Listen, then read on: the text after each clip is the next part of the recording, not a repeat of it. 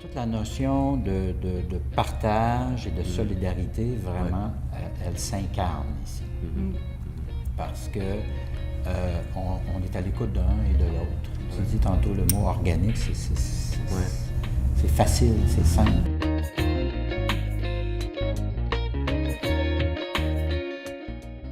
Je trouve, moi, que d'être dans un même édifice, ça permet vraiment beaucoup l'échange d'informations de toutes sortes, que des fois, en réunion, ça n'apparaît pas ces choses-là, mais encore là, l'impromptu.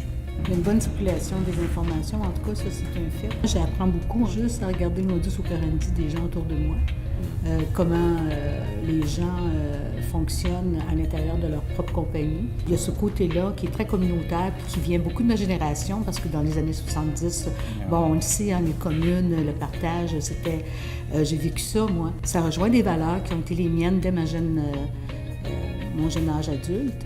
Et j'apprécie énormément le temps d'échange qu'on a sur l'heure des repas parce que là, en dehors du travail, j'apprends plein de choses, on parle de plein de sujets, nos engagements politiques, sociaux, culturels.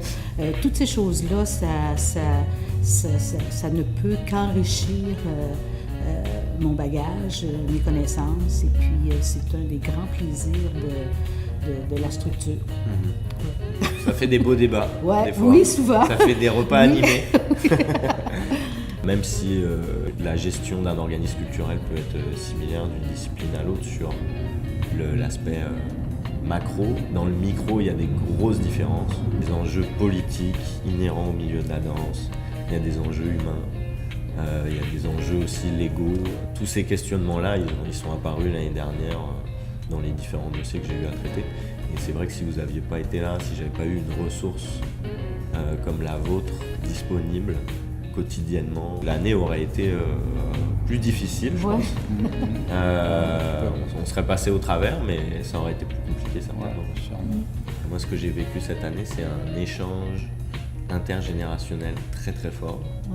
Puis ce que vous exprimez sur l'histoire du milieu de la danse, comment le milieu s'est construit, comment le milieu s'est fédéré, comment le milieu a fait valoir des besoins puis a obtenu des avancées significatives pour le financement de la danse contemporaine au Québec.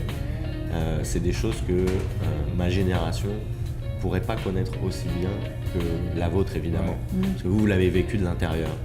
Et que cette transmission-là, elle est hyper importante pour que, je pense, la nouvelle génération soit sensible au fait qu'on est à un moment charnière où effectivement il y a des difficultés assez fortes pour le milieu, puis il y a des questionnements assez forts, des problématiques vraiment importantes pour le milieu, et le milieu doit s'en emparer.